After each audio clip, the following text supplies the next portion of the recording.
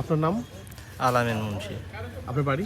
আর বাড়ি পাতপাড়া মির্জাপুর বেনজানি বাজারের পাশে আর কি। আচ্ছা, বলেন তো কি ঘটছে আপনাদের সাথে? তো রাত 2টো কিংবা 2:30টার দিকে যে আমার বাড়িতে বারান্দায় ছিল ধান আর ভুট্টা। এই ভুট্টা চুরি করে মেজান বিক্রয় করে দেয় ভুট্টা আর ধান মারাইয়ের জন্য মিলে রেখে দিয়েছে। সেটা আমরা রাত্রে ওকে হাতে নাতে ধরেছি। ধরার পর পুলিশের কাছে মানে সে কি স্বীকার করছে যে হ্যাঁ হ্যাঁ সে স্বীকার করেছে। তার নাম কি বললেন? হ্যাঁ, তার নাম, সে চোরের নাম কি? মিজান। তার বাড়ি কোথায়? বিনজানি তাঁতিপাড়া। তাঁতিপাড়া। আমার নাম হচ্ছে আলামিন মুন্সি।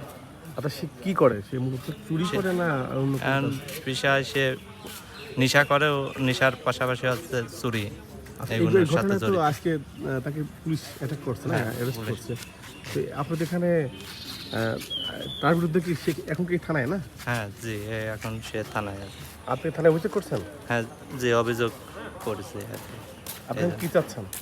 এখন তার বিচার চাই আর কি। চুরি সে কি এই ঘটনা কি আগেও করছে না এই প্রথম আপনাদের বাড়িতে?